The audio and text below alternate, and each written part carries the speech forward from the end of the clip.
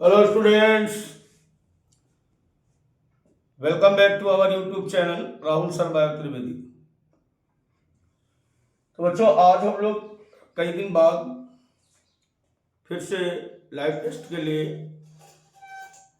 आ गए हैं और आप भी जल्दी से आ जाइए। आज हम लोग बात करने वाले हैं लाइन टू लाइन फोटोसिंथेसिस की बीपीपी एमसीक्यू लाइव टेस्ट की। आपको पता ही है कि कैसे अपन को करना है। एक क्वेश्चन आएगा आपकी स्क्रीन पर, 30 सेकंड आपको दिए जाएंगे। उस 30 सेकंड में आपको करना क्या है कि कमेंट बॉक्स में आपको आंसर नोट करना है। इसके बाद जो फिर हम डिस्क्रिप्शन बताएंगे और सही आंसर बताएंगे, टैली करना है। चेक योर स्किल, खुद अपने आप में टेस्ट दें, क्योंकि अपना मानना है कि जो एमसीक्यू करेगा वही डॉक्टर बनेगा। तो सबसे कम सबसे सटीक सिविल सिलेक्शन इन नीट के लिए चलते हैं राहुल सर के साथ एक बार फिर से फोटोसिंथेसिस के लाइव टेस्ट में। तो ये रहा आपका पहला क्वेश्चन आपकी स्क्रीन पर। फोटोसिस्टम फर्स्ट का रिएक्शन सेंटर कौन सा होता है? Pigment 680, pigment 700, pigment 660 and pigment 720। जल्दी से आंसर बताएं बेटा इसका। बहुत ही इजी सवाल है फोटोसिंथेसिस का। पीएस फर्स्ट का रिएक्शन सेंटर कौन सा होता है? देखो, आपको बताया गया था कि पीएस फर्स्ट और पीएस सेकेंड थैलेकॉइड मेम्ब्रेन की बाहरी सतह पर इस प्रकार से इसकी जो बाहरी सरफेस होती है, इस बाहरी सरफेस पर यहां पर पीएस फर्स्ट पाया जाता है और यहां पर पीएस सेकंड पाया जाता है। ये पीएस फर्स्ट है और ये पीएस सेकंड है। दोनों के पास अपना अपना एक रिएक्शन सेंटर होता है। जैसे ये हम मान लेते हैं कि ये पीएस फर्स्ट है जो कि पूछा गया है। तो यहां पर लिखा होता है, क्या लिखा होता है याद करो। ये पीएस फर्स्ट है आपका, यहां पे लिखा होता है P700 और इसके चारों तरफ इस प्रकार से ये एंटीना मॉलिक्यूल पाए जाते हैं। आंसर टाइप करिए, बातें मत करिए। ये एंटीना मॉलिक्यूल या एसेसरी पिगमेंट्स पाए जाते हैं। क्लियर हो गया? तो reaction centre of photosystem first is the pigment 700। क्या आंसर आएगा बेटा इसका? पिगमेंट 700 आएगा इसका आंसर। चलिए बात करते हैं क्वेश्चन नंबर 2 की। रुबिस्को एंजाइम का वास्तविक सबस्ट्रेट क्या है? याद आया आपको rubisco? Ribulose biphosphate, carboxylase, oxygenase. सही नाम क्या था इसका? Ribulose biphosphate, carboxylase, oxygenase.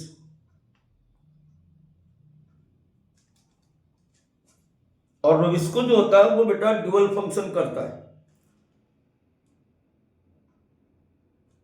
Rubisco जो होता है ये ड्यूअल फंक्शन करता है, bind with the CO2 and also bind with the O2, but the binding of CO2 and O2 is competitive.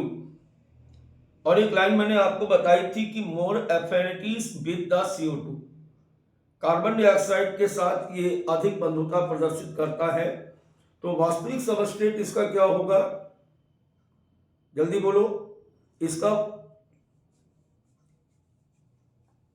Substrate पूछा जा रहा है, इसका एक्चुअल सबस्ट्रेट क्या होगा? अब देखो बेटा, इसमें इसकी रिएक्शन जो थी वो आपको याद होगी कि RuBp प्लस CO2 और यहां पर ये एंजाइम लगा था रुबिस्को। यहां पे एंजाइम लगाता रुबिस्को। याद आया आपको ये? तो अब इस सवाल पर मत जाइए, जो मैं बता रहा हूं उसको सुनिए। इसके सबस्ट्रेट दोनों होते हैं। एंजाइम कोई भी किसी के साथ जुड़ता है ना, उसको बोलेंगे। तो इसका RuBP और B CO2 दोनों सही है। अब चूंकि RuBP पहले लिखा हुआ है, इसलिए मान लेते हैं कि RuBP है, लेकिन CO2 भी इसका क्या है, सबस्ट्रेट। दोनों को ये आपस में जोड़ने का काम करता है। चलिए अब इसके आगे बात करें अगले क्वेश्चन की। क्वेश्चन नंबर 3 हमारे पास है,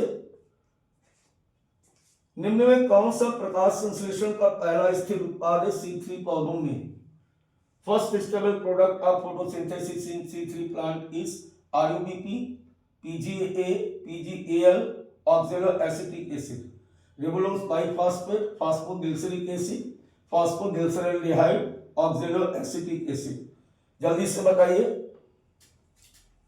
देखो हमेशा ध्यान रखो C3 में कि जब RuBP प्लस CO2 और रुबिस्को आपस में इससे जोड़ता है, रुबिस्को एंजाइम इसको आपस में जोड़ने के बाद इससे क्या बनाएगा, 3PGA बनाता है। क्या बनाता है इसका? 3-फॉस्फोग्लिसरिक एसिड बनाता है। आंसर क्या आएगा बेटा? आंसर क्या आएगा? 3PGA, right. इसका आंसर हो जाएगा 3PGA। चलिए अब इसके बाद आगे हम बात करते हैं क्वेश्चन नंबर 4 की। तो क्वेश्चन नंबर 4 है हमारा, हिल रिएक्शन में उत्पन्न होता है, Hill reaction product of ATP and NADP2H, O2 only, CO2, glucose क्या बनता है? तो कोई एक यहां पर हिंट्स हम आपको दे दें कि जो फोटोलाइट रिएक्शन होती है, फोटोलाइट रिएक्शन होती है, इसी को हम कहते हैं हिल रिएक्शन। क्योंकि इसको सबसे पहले हिल ने खोजा था, इसलिए इसको हम हिल रिएक्शन कहते हैं। और इसी को हिंदी में हम कहते हैं प्रकाशिक अभिक्रिया। प्रकाशिक अभिक्रिया, अभिक्रिया। अब अगर प्रकाशिक अभिक्रिया की बात की जाए तो आपको पता था कि जैसे ये हमारा फोटोसिंथेटिक पिगमेंट है, PS फर्स्ट और PS सेकंड है, ये PS सेकंड है। और इस पर जब फोटोन गिरा, इस तरीके से फोटोन गिरा, ठीक है। फोटोन गिरने के बाद इसके फाइनल प्रोडक्ट क्या थे? फाइनल प्रोडक्ट थे NADP2H और दूसरा बना था बेटा ATP। तो कोई आंसर आ रहा है इसमें? ATP and NADP2H, O2 only, CO2, glucose. Glucose तो यहाँ बना नहीं, CO2 जरूर यहां से निकलता है, CO2 निकलता है, सॉरी वो O2 निकलता है, लेकिन वहां पे लिखा हुआ ओनली O2, इसलिए गड़बड़ हो रहा है। क्या सही आंसर आएगा? ATP and NADP2H। बात करें अगर क्वेश्चन नंबर 5 की हम, तो क्वेश्चन नंबर 5 की अगर बात की जाए, क्वेश्चन है फोटोफॉस्फोराइलेशन किस स्थान पर होता है? फास्फोरिलीकरण कहां पे होता है? स्ट्रोमा में, आउटर मेम्ब्रेन में, थाइरोइड मेम्ब्रेन में, साइटोप्लाज्म में। देखो यहां पर ऐसे क्वेश्चंस मैंने आज डाले जो आपको बहुत मजा देने वाले। पहले बात को समझना कि पूछ क्या रहा। सबसे पहले देखिए बात होती है कि फोटोफॉस्फोराइलेशन कहते किसे। बहुत बार हमें यही नहीं पता होता है कि हम पूछा क्या जा रहा है, रटिए मत किसी चीज को। अब जैसे इसकी अगर हम बात करें ना, ये थाइलेक्वाइड मेम्ब्रेन है, और इस थाइलेक्वाइड मेम्ब्रेन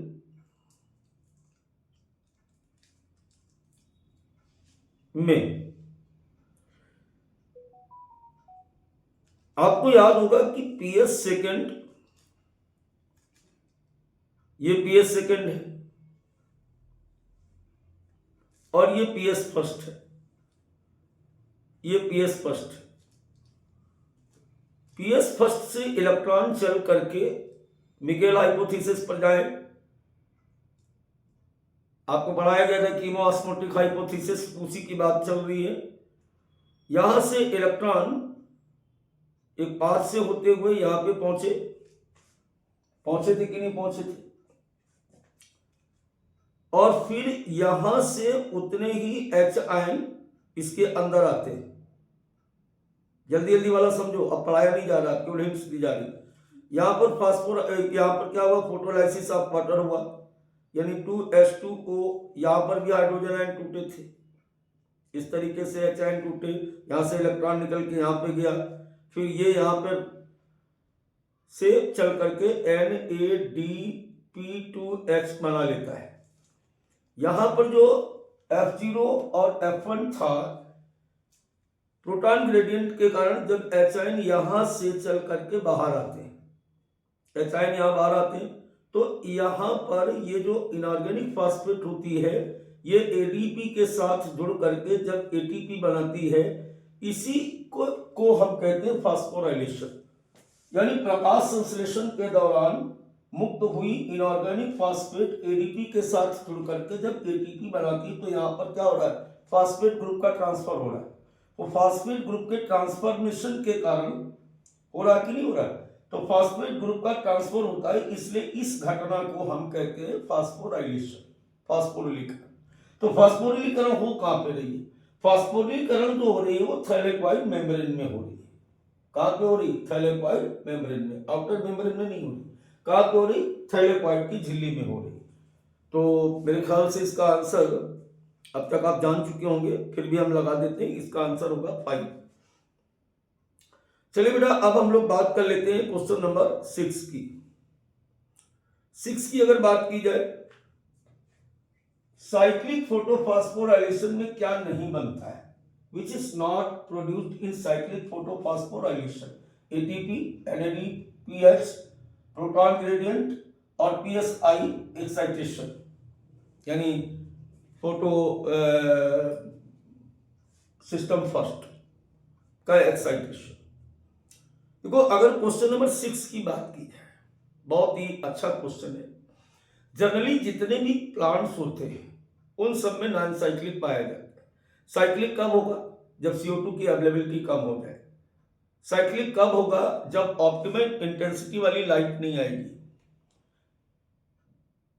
साइक्लिक कब होगा, जब एनारोबिक एटमॉस्फेयर होगा। ऐसी कंडीशन में क्या होता है कि जैसे ये हमारा PS फर्स्ट है ना, अभी कहा था मैंने रिएक्शन सेंटर, इसमें क्या होता है 680 होता है। इस 680 से निकले हुए इलेक्ट्रॉन्स, ये इलेक्ट्रॉन्स है, यहां से चले AFES से फिर चले FD, और FD से जब ये डाउनहिल जर्नी करते हैं, इस तरीके से ये डाउनहिल जर्नी करते हैं, जर्नी करने के बाद ये वापस कहां लौट के आ गए, वापस लौट के आ जाते हैं PS फर्स्ट में, वापस लौट के आ जाते हैं, ये वापस PS फर्स्ट में लौट करके आ जाते हैं। सीधी सी बात है कि डाउनहिल जर्नी करेगा तो ATP तो बना, लेकिन ये लौट के आ गया तो NADP2H नहीं बना, क्योंकि अगर ये लौट के नहीं आता तो ये NADP2H बनाता है। क्योंकि आपको याद होगा कि PS फर्स्ट से निकले हुए electron, 2 electrons 2 H ion NADP ion के साथ मिल करके NADP2H बनाते हैं। तो इस अभिक्रिया में, यानी चक्रीय प्रकार, यानी फास्फोरिलीकरण के अंतर्गत, चक्रीय फास्फोरिलीकरण के अंतर्गत ATP तो बनता है, लेकिन NADP2H नहीं बनता है। आंसर क्या आएगा बेटा, B आएगा। चलिए बात करते हैं क्वेश्चन नंबर 7 की। Z स्कीम किससे संबंधित है, आंसर करो यार, सब पढ़ाए हुए क्वेश्चन है, जल्दी से आंसर करो। Z स्कीम किससे संबंधित है, केल्विन साइकिल से, इलेक्ट्रॉन ट्रांसपोर्ट चेन से, क्रेब्स साइकिल से, या ग्लाइकोलाइसिस से, जल्दी बताओ किससे संबंधित है। देखो बेटा, यहां पर एक बात ध्यान रखो कि जैसे ये PS फर्स्ट है, ये PS फर्स्ट यहां से चला और चल करके यहां, सॉरी सेकंड, यहां से इलेक्ट्रॉन गए इस तरीके से, वापस ये इलेक्ट्रॉन यहां चल करके आते हैं, कहां पे चल के आते हैं, PS फर्स्ट के पास आते हैं। और पीएस फर्स्ट से चले हुए ये इलेक्ट्रॉन जो पीएस फर्स्ट से चले हैं, ये चल करके अंत में NADP2H बना लेते हैं, इस तरीके से बनाते हैं। तो ये जेड का शेप बन गया। तो यही जो जेड शेप है, इसी को जेड स्कीम कहा जाता है। और ये क्या है? ये इलेक्ट्रॉनों का फ्लो है। वास्तव में ये है क्या? ये वास्तव में है बच्चों इलेक्ट्रॉन ट्रांसपोर्ट चेन। ये वास्तव में क्या है? ये है electron transport chain. I think my point is clear now.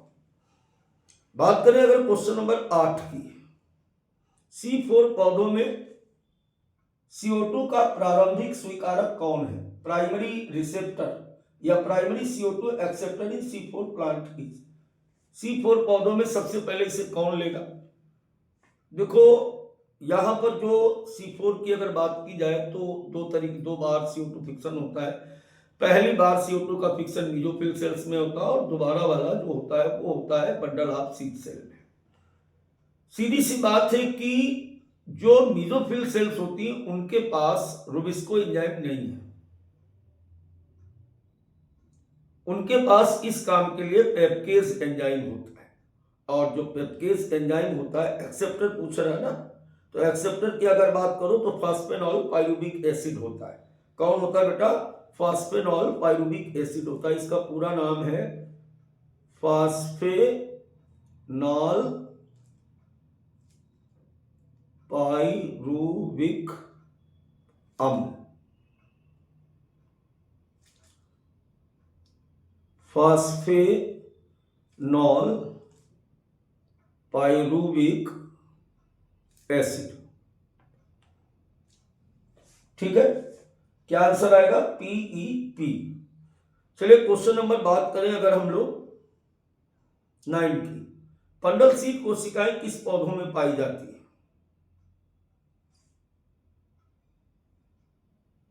All plants में, C3 प्लांट में, C4 प्लांट में, CAM प्लांट में। देखो बंडल ऑफ सीड सेल्स, सीधी बात, पहले तो हम ये बता दें कि इसका आंसर क्या होगा, फिर बताते हैं बंडल ऑफ सीड सेल क्या होता है।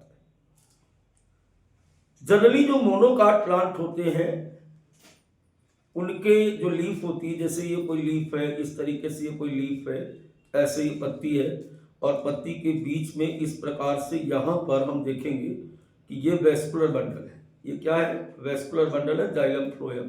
जाइलम फ्लोएम के चारों तरफ इस प्रकार से ऐसे कुछ स्पेसिफिक सेल्स पाई जाती हैं जो थिक वॉल्ड होती हैं, गैस के लिए इम्परवियस होती हैं, माला की तरह वेस्कुलर बंडल के चारों तरफ पाई जाती। इन कोशिकाओं को हम कहते हैं बंडल ऑफ सीड सेल्स। इनको हम कहते हैं बंडल ऑफ सीड सेल्स। और ये कैरेक्टरिस्टिक फीचर है बेटा C4 प्लांट का। किसका? C4 प्लांट में बंडल ऑफ सीड सेल्स पाई जाती है। इसके चारों तरफ बाकी जो सेल होती है ना, यहाँ पे ये मीजोफिल सेल्स होती है। और ऐसी लीफ की एनाटॉमी को हम लोग कहते हैं, क्या कहते हैं इसको? हम लोग क्रेंज एनाटॉमी कहते हैं। क्या बोलते हैं इसको? क्रेंज एनाटॉमी। ये एक जर्मन भाषा का शब्द है, एनाटॉमी कहते हैं इसको, ठीक है। इसे हम लोग बोलते हैं क्रेंज एनाटॉमी। और ये जर्मन लैंग्वेज का शब्द है, जिसका मतलब होता है गले में पहनने वाला माला। तो वेस्कुलर बंडल जो होते हैं वो बंडल ऑफ सीड सेल का माला पहने होते हैं, इसलिए इसको हम बोलते हैं बंडल ऑफ सीड सेल। चलिए क्वेश्चन नंबर 10 की बात करें। फोटो रिस्पिरेशन किस ऑर्गेनेल से संबंधित नहीं है? प्रकाशीय श्वसन किस कोशिकांग से संबंधित नहीं है? क्वेश्चन ये, chloroplast, mitochondria, pre oxysome, nucleus. देखो हमेशा एक बात इस क्वेश्चन के लिए ध्यान रखना कि जो फोटो रिस्पिरेशन है, पहले तो आप आंसर दो ना जब तक हम आपको बता रहे हैं कि जो फोटो रिस्पिरेशन है, photo respiration only found in C3 plant, not found in C4 plant. C4 पौधों में नहीं पाया जाता है, C3 में पाया जाता है। पहले तो आप ये बात समझ लो। दूसरी चीज की ये अकेले क्लोरोप्लास्ट में नहीं होता है, इसका क्रम है सबसे पहले क्लोरोप्लास्ट, क्लोरोप्लास्ट के उत्पाद जाते हैं, इसके बाद बेटा प्रीऑक्सीसोम में, और प्रीऑक्सीसोम से जो प्रोडक्ट होते हैं वो जाते हैं माइटोकॉन्ड्रिया। तो ये तीनों ऑर्गेनेल्स जो होते हैं वो पार्टिसिपेट करते हैं। और CO2 का लॉस कहाँ पे हो रहा है? माइटोकॉन्ड्रिया में। अगर आगे क्वेश्चन आ जाए किसी इसमें जो फोटो रिस्पिरेशन उसमें CO2 का लॉस कहाँ पे होता है, तो CO2 का लॉस बेटा जो होता है वो होता है हमेशा माइटोकॉन्ड्रिया में। तो क्लोरोप्लास्ट, माइटोकॉन्ड्रिया और प्रीऑक्सीसोम ये पार्टिसिपेट करते हैं। और न्यूक्लियस का इससे कोई लेना देना नहीं। तो पूछा ये गया था किस ऑर्गेनेल से संबंधित नहीं है, तो कभी भी प्रकाशीय श्वसन जो होता है वो केंद्रक से संबंधित नहीं होता है। आंसर आ जाएगा हमारा डी। बात करें अगर हम लोग क्वेश्चन नंबर 11 की, तो CAM पौधों में CO2 का स्थिरीकरण कब होता है? देखो CAM पौधे आजकल NCERT में नहीं है, लेकिन मैंने आपको बताने की कोशिश की। क्रेसुलेशन एसिड मेटाबॉलिज्म प्लांट कहते हैं, इसका फुल फॉर्म है क्रेसुलेशन एसिड मेटाबॉलिज्म। ये ऐसे पौधे होते हैं जैसे जो डेजर्ट में पाए जाते हैं, जिनमें पानी की कमी होती है। मरुस्थलीय पौधों में इस प्रकार का श्वसन होता है। और सबसे बड़ी बात होती है कि इनमें जो स्टोमेटा होते हैं, जो रंध्र होते हैं, वो सनकेन स्टोमेटा होते हैं, मीन्स धसे हुए रंध्र पाए जाते हैं। तो दिन के समय ये रंध्र बंद रहते हैं। किस लिए बंद रहते हैं? चूंकि ये अधिक वाटर एक्सक्रीट हो जाएगा थ्रू द ट्रांसपायरेशन, है ना। तो ट्रांसपायरेशन से बचने के लिए, वाटर को सेव करने के लिए दिन में इनके स्टोमेटा बंद रहते हैं, रात में इनके स्टोमेटा खुलते हैं। और ये पौधे अपने प्रकाश संश्लेषण के लिए रात में क्या करते हैं? एट नाइट क्या करते हैं? CO2 को फिक्स करते हैं। क्वेश्चन नंबर 12 की बात की जाए, थोड़ा सा आपको ये भी अलग प्रकार का क्वेश्चन लगेगा, लेकिन बढ़िया क्वेश्चन है, अच्छा क्वेश्चन है। रेड ड्रॉप फिनोमेना किस वैज्ञानिक ने खोजा? Red drop phenomena was discovered by किसने? इमर्सन ने, हिल ने, ब्लैकमैन ने, कैल्विन ने। इसे हम जल्दी से बताइए। इमर्सन लेविस इफेक्ट भी कहते हैं, और इसकी खोज की थी किसने? इमर्सन ने। ये आप लर्न करें, क्योंकि इसमें साइंटिस्ट का नाम, इसमें सोल्यूशन बताने की कोई जरूरत नहीं लग रही मेरे को। अब बात करें हम क्वेश्चन नंबर 13 की। इमर्सन इन्हेंसमेंट इफेक्ट किससे संबंधित है? PS फर्स्ट से, PS second only say, both PS first and PS second से, या कैल्विन साइकिल से? जल्दी से आंसर दीजिए, जल्दी से आंसर दीजिए। इमर्सन इन्हेंसमेंट इफेक्ट, इसका संबंध है PS फर्स्ट और PS सेकंड से। ये भी आप लर्न करेंगे केवल, क्योंकि हम इमर्सन के बारे में कुछ बात नहीं करेंगे। अब इसके बाद आ जाइए 14 नंबर क्वेश्चन पर। लाइट रिएक्शन में जल का विघटन कहलाता है। लाइट रिएक्शन में जल का विघटन कहलाता है। Splitting of water in light reaction is called photolysis, hydrolysis, oxidation, reduction. जल्दी से बताइए, जल्दी से बताइए भाई, बहुत ही सरल सवाल है, इसमें इतना टाइम नहीं लगना चाहिए आपको। जल्दी से बताइए। जैसे हम मान लेते हैं कि ये एक क्या है?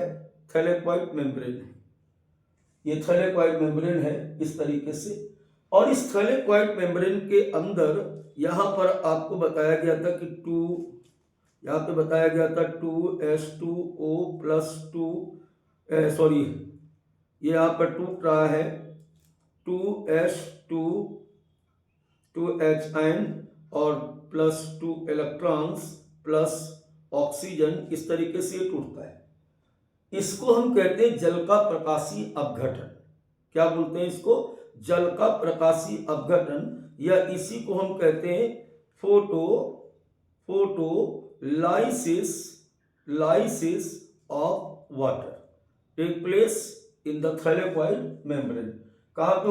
थैलेक्वाइट लुमेन ऑफ थैलेक्वाइट, थैलेक्वाइट्स की गुहा में ये पूरा होता है। राइट नाउ ये क्या था, ये थी thylakoid lumen, thylakoid lumen. Clear हो गया, बात समझ में आ गई। इसको क्या बोला गया, इसको बोला गया बेटा थैलेकॉइड लूमेन। चलिए बात करते हैं अब हम लोग क्वेश्चन नंबर किसकी, 15 की।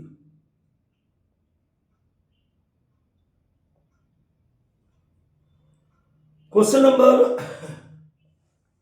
15 की अगर बात की जाए, केल्विन साइकिल का दूसरा चरण कौन सा है, second phase of Calvin cycle. देखो केल्विन साइकिल का पहला फेज होता है, कौन सा होता है, कार्बोक्सिलेशन, दूसरा फेज होता है रिडक्शन, और तीसरा फेज होता है रीजनरेशन। ऑक्सीडेशन इसमें कहीं नहीं होता है। पहला फेज क्या है, कार्बोक्सिलेशन, दूसरा होता है रिडक्शन, तीसरा होता है रीजनरेशन। पहले फेज में क्या हुआ था कि CO2 जुड़ेगा, CO2 जुड़ता है, CO2 जुड़ता है किसके साथ जुड़ता है, RuBp के साथ, RuBp के साथ जुड़ता है और 3Pga बनाता है। 3Pga जो होता है ये जुड़ता है NADP2H प्लस ATP के साथ जुड़ता है, रिडक्शन हो गया। यहाँ पर बनता है ट्राइओस फास्फेट, और इस ट्राइओस फास्फेट का कुछ भाग ग्लूकोज बना लेता है और ग्लूकोज बनाता है, और कुछ भाग जो होता है वापस से यहां से फिर से RuBp बनाता है, जिससे हम क्या कहते हैं, रीजनरेशन कहते हैं। क्या कहते हैं इसको, रीजनरेशन कहते हैं। याद करो, तो जब पहली रिएक्शन हुई तो कार्बोक्सिलेशन हुआ, दूसरी रिएक्शन हुई तो इसको बोलते हैं रिडक्शन बोलते हैं। पहली वाले क्या हुई, कार्बोक्सिलेशन, दूसरे को रिडक्शन बोलते हैं। सही आंसर क्या आएगा इसका, रिडक्शन आएगा। बात करें अगर क्वेश्चन नंबर 15 के बाद 16 की, ऑक्सीजन का उत्सर्जन किससे होता है, oxygen release from CO2, glucose, water, RuBp। जल्दी बोलो, कहां से निकलता है, ये जैसे ये हम मान लेते हैं ये थैलेकॉइड मेम्ब्रेन है, यहाँ पर जल का गठन हुआ तो H2O जो टूटा था किसमें, HNO plus O plus electron, ठीक है। तो ये यहां से ऐसे निकलता है, यहां से निकलता है, कहां से निकल रहा, जल से निकल रहा। आंसर क्या आएगा बेटा इसका, वाटर आएगा। चलिए बात करते हैं क्वेश्चन नंबर 17 की, निम्न में से कौन सा वर्णक सहायक वर्णक है, chlorophyll A, chlorophyll B, P700, RuBp। देखो क्लोरो, ये जो पहला आंसर है क्लोरोफिल A जो हमेशा होता है इसको हम कहते हैं प्राइमरी पिगमेंट। क्या कहते हैं इसको, प्राइमरी पिगमेंट कहते हैं। और देखो एक चीज मैंने आपको लिखाई थी कि other than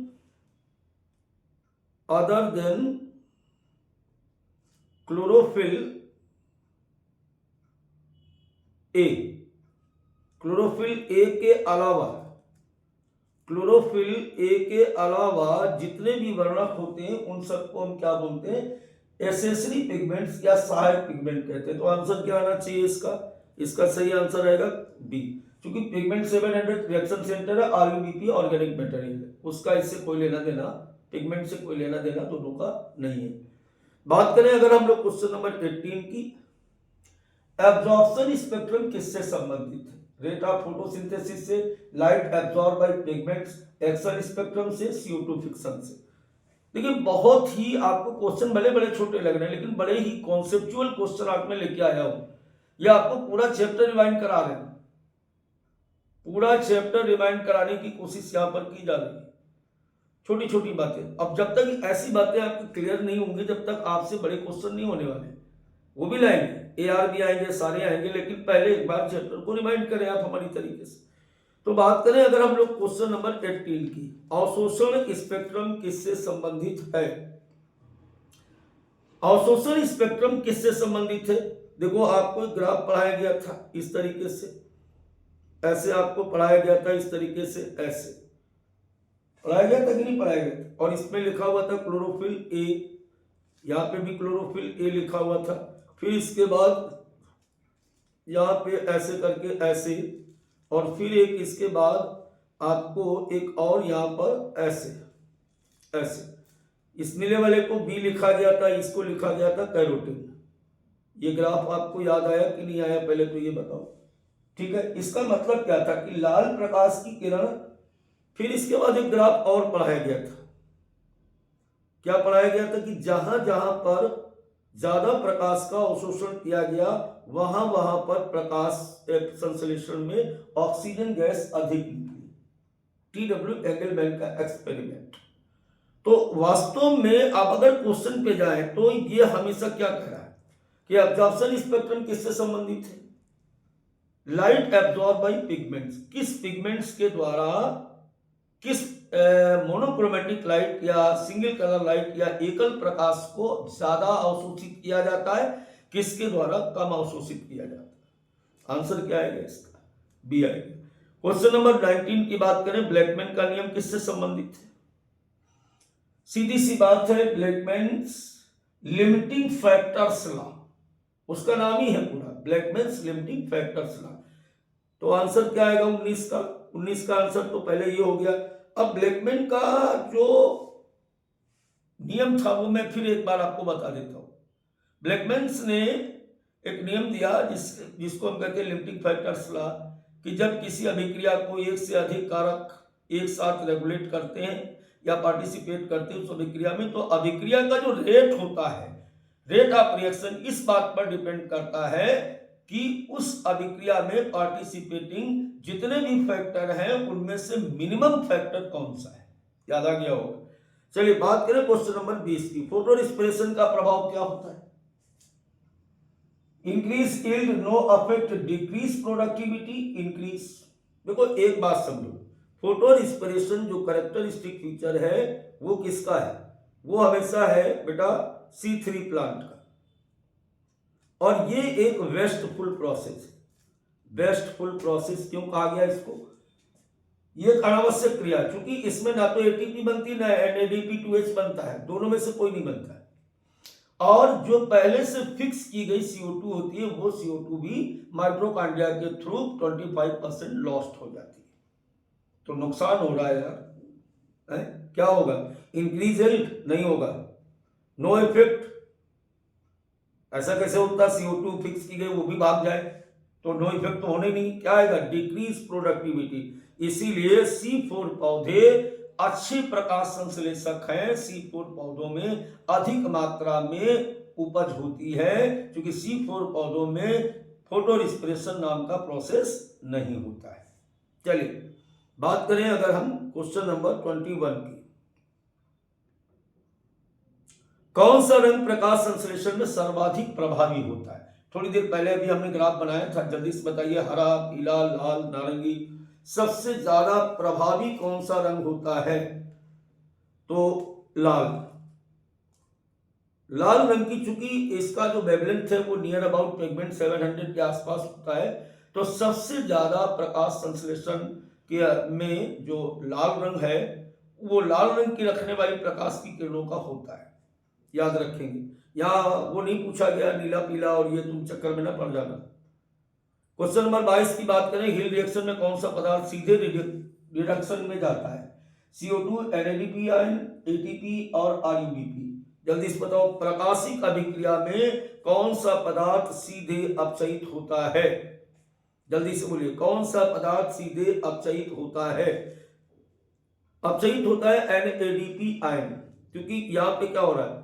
2H ion plus 2 electrons और प्लस NADP आयन और बनाता है ये NADP2H। तो डायरेक्ट यहां पर रिडक्शन किसका हो रहा है? NADP आयनों का। और बना क्या रहे? NADP2H बना रहे, इसलिए NADP2H को हम इसका रिडक्शन पावर कहते हैं। क्लियर हो गया? 23, C4 पौधों में CO2 का पहला स्थिर उत्पाद होता है। अभी क्वेश्चन पहले भी पूछा गया, तो कौन सा होता है बेटा? 3-फॉस्फोग्लिसरिक एसिड। सॉरी C4 पूछ रहा है, तो C4 में बनता है OAA, ऑक्सिलो एसिटिक एसिड, यानी PEP प्लस CO2 और इससे बनता है हमेशा OAA। ये पहली रिएक्शन है C4 साइकिल की। Oxalo acetic acid is the first stable product of C4 cycle. अब हम बात करते हैं 24 नंबर की। CAM पौधों में CO2 फिक्शन किस समय होता है? ये क्वेश्चन पहले भी हो चुका है, एट नाइट होता है। बात करें अगर क्वेश्चन नंबर 25 की, कौन सा एंजाइम सबसे अधिक प्रचुर मात्रा में पाया जाता है? कौन सा एंजाइम सबसे अधिक प्रचुर मात्रा में पाया जाता है? ये बात पहले भी हम कर चुके हैं। दुनिया में सबसे ज्यादा पाया जाने वाला एंजाइम रुबिस्को। कौन सा है बेटा? रुबिस्को सबसे ज्यादा पाया जाने वाला एंजाइम होता है। क्वेश्चन नंबर 6 की बात करें कि रेड ड्रॉप इफेक्ट किस वैज्ञानिक ने खोजा था? जल्दी से, इसके पहले भी मैंने पूछा था, इमर्सन ने। किसने खोजा था? इमर्सन ने। अब बात करें अगर क्वेश्चन नंबर 27 की, तो एक मिनट दोबारा ध्यान दें इस पर। इमर्सन इन्वेस्टमेंट इफेक्ट, ये पहले भी आ चुका है। इसका आंसर क्या था बेटा? Both PS first and PS second. चलिए बात करें क्वेश्चन नंबर 28 की। क्लोरोफिल ए का एब्जॉर्प्शन पीक नीले क्षेत्र में लगभग कितना होता है? 430 nm, 450 nm, 500 nm, 600 nm। देखो ये क्वेश्चन बढ़िया क्वेश्चन है और ये वही कर पाएगा जिसने सारी वेवलेंथ याद की होंगी बिबग्योर की, क्योंकि बिबग्योर बच्चा बहुत जल्दी याद कर लेता है, लेकिन बिबग्योर में कौन सी ग्योर है, यानी वेवलेंथ किसकी कितनी है, ये बड़ा मुश्किल काम होता है। जल्दी से बताओ, देखिए कौन स्टूडेंट है जो इसका आंसर बताएगा। अरे वो स्टूडेंट आपके सामने खड़ा है, परेशान मत कीजिए। इसका सही आंसर क्या आएगा बेटा? 430 nm। 29 की बात करें, नॉन साइक्लिक फोटोफॉस्फोराइलेशन में अंतिम इलेक्ट्रॉन एक्सेप्टर कौन सा होता है? अंतिम ऑक्सीजन, NADPN, साइटोक्रोम, प्लास्टोक्यूम। देखो नॉन साइक्लिक में पीएस फर्स्ट से इलेक्ट्रॉन चला, नीचे आया, पीएस सेकंड के पास, पीएस फर्स्ट पीएस सेकंड था, फिर इसके पास प्लास्टोसाइनिन से पीएस फर्स्ट के पास आया, और पीएस फर्स्ट से जब इलेक्ट्रॉन चला तो यहां पर ये इलेक्ट्रॉन जो था ये plus 2H ion plus NADP ion के द्वारा लेकर के बनाता है NADP2H। बनाता है कि नहीं बनाता? तो अंतिम इलेक्ट्रॉन एक्सेप्टर होगा NADP आयन। ये वाला हुआ कि नहीं हुआ? अंतिम इलेक्ट्रॉन एक्सेप्टर होता है NADP, ये इस तरीके से।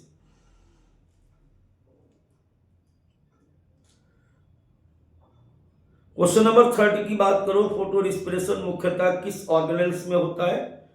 तो अब की बार इसने क्या कहा? क्लोरोप्लास्ट, माइटोकॉन्ड्रिया, प्रीऑक्सीसोम, तीनों आंसर दिए हैं। तो सही आंसर क्या आएगा? तीनों में, क्लोरोप्लास्ट, माइटोकॉन्ड्रिया और प्रीऑक्सीसोम मुख्य रूप से किस ऑर्गेनेल्स में होता है, ये इसने बात की है। चलिए बात करें क्वेश्चन नंबर 31 की। ब्लैकमैन का लिमिटिंग फैक्टर सिद्धांत किससे संबंधित है? फोटोसिंथेसिस। बहुत इजी सवाल। किससे संबंधित है बेटा? फोटोसिंथेसिस। आगे हम बात करें क्वेश्चन नंबर 32 की, तो C4 पौधों में बंडल सीड सेल की विशेषता क्या है? Presence of grana, absence of grana, thin cell wall, large intercellular space. देखो इंटरसेलुलर स्पेस तो अब चलो बना लेते हैं पहले। ये वेस्कुलर बंडल है और वेस्कुलर बंडल के चारों तरफ इस प्रकार से ऐसे सेल पाई जाती है, ऐसे। देखो ये सेल जो होती है, इनकी अगर बात करो तो लार्ज सेलुलर स्पेस तो है ही नहीं, थिन सेल वॉल भी नहीं, थिक सेल वॉल नहीं, absence and presence of grana, इसकी बात कर दी है। हमेशा ध्यान रखना कि बंडल ऑफ सीड सेल्स में बेटा कभी भी क्या नहीं पाई जाती? क्या नहीं पाई जाती? ग्रेना नहीं होते हैं, ग्रेना नहीं पाए जाते। आप अपनी कॉपी देखिए, मैंने पहले आपको बताया बात। क्वेश्चन नंबर 33 की बात करें, किस पाथवे को हैच स्लैग पाथवे कहा जाता है? बेटा इसको बोलते हैं C4 साइकिल को हम हैच स्लैग पाथवे इसलिए कहते हैं क्योंकि हैच और स्लैग ने C4 पौधों में कार्बन स्थिरीकरण की खोज की थी, इसलिए इसको हम क्या बोलते हैं? हैच और स्लैग साइकिल भी कहते हैं। बात करें क्वेश्चन नंबर 34 की, क्लोरोफिल में मैग्नीशियम किससे जुड़ा होता है? Porphyrin ring, phytol, carboxyl group, aldehyde group. आपको बताया गया था कि जो क्लोरोप्लास्ट होता है, इसका जो शेप होता है वो टेडपोल के आकार का होता है। आपकी कॉपी में बना होगा इस प्रकार से। और यहाँ पर हमने आपको ये भी बताया था कि मैग्नीशियम जो होता है उस तरीके से सेंटर में होता है और ऐसे, याद करो ये बताया गया था। और यहाँ के बाद CH2 CH2 CH2 CH2 इस तरीके से यहाँ पे ऐसे, इसकी बात की गई थी कि नहीं की? इसको हमने क्या बोला था, ये कौन सा हेड था? अगर ये आप याद आ गया तो आपको क्वेश्चन पता चल जाएगा। जल्दी बताइए, आंसर बताइए इसका। Pyrrole head. क्लियर हो गया? चलिए अब इसके बाद बात करते हैं क्वेश्चन नंबर 35 की। किन परिस्थिति में फोटो रिस्पायरेशन अधिकतम होगा? देखिए, फोटो रिस्पायरेशन के लिए ऑक्सीजन का अधिक होना जरूरी है। ऑक्सीजन का अधिक होना क्यों जरूरी है? क्योंकि जब तक ऑक्सीजन की सांद्रता नहीं बढ़ेगी तब तक क्या नहीं होगा, तब तक जो है रुबिस्को इसके साथ नहीं जुड़ेगा। चूंकि CO2 और O2 दोनों की बाइंडिंग जो होती है वो कॉम्पिटिटिव होती है ना।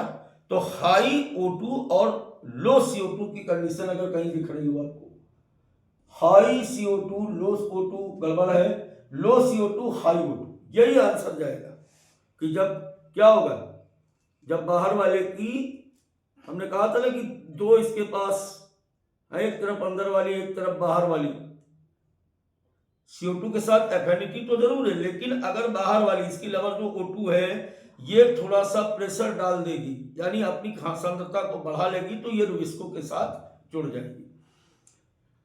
क्वेश्चन नंबर 36 की बात करें अगर, तो ATP सिंथेसिस थैलेकॉइड मेम्ब्रेन में किस प्रिंसिपल पर होती है? ATP synthesis in thylakoid membrane is based on chemiosmosis, osmosis, diffusion, active transport. जल्दी से बताइए आंसर बेटा इसका।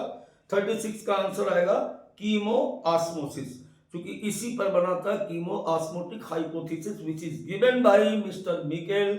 और मिकेल ने अपनी हाइपोथेसिस में इस बात को एक्सप्लेन करने की कोशिश की थी, किस बात की, कि प्रोटॉन ग्रेडियंट टूटने पर किस प्रकार से ATP बनती है। क्वेश्चन नंबर 37 की बात करें, कैल्विन साइकिल का कार्बोक्सिलेशन चरण किस एंजाइम द्वारा होता है? सही आंसर रुबिस्को। किसके द्वारा होता है? रुबिस्को के द्वारा, यानी RUBP प्लस CO2 और यहां पर लगेगा रुबिस्को। किसके द्वारा होता है बेटा? रुबिस्को के द्वारा होता है। 38 की बात करें तो फोटोफॉस्फोराइलेशन में ऑक्सीजन नहीं निकलती है, oxygen is not released in. Photophosphorylation में ऑक्सीजन निकलती है, किस फोटोफॉस्फोराइलेशन में ऑक्सीजन नहीं निकलती है?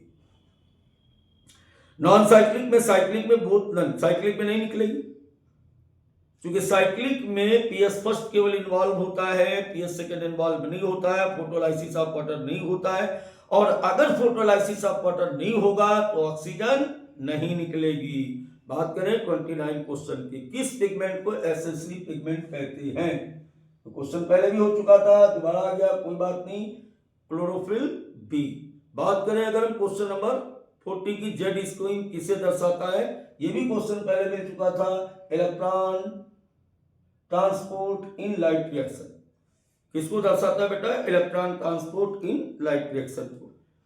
तो बच्चों ये आज के क्वेश्चन थोड़ा सा इजी थे, कॉन्सेप्चुअल थे और आपको NCERT में रिवाइज करा रहा था, लेकिन अगला टेस्ट बड़ा होश में देना, सोच समझ के देना, क्योंकि अगले टेस्ट में बहुत मजेदार सवाल आने वाले हैं। चलिए तब तक के लिए बाय बाय, गुड नाइट, फिर मिलते हैं एक नई क्लास एक नए टेस्ट के साथ।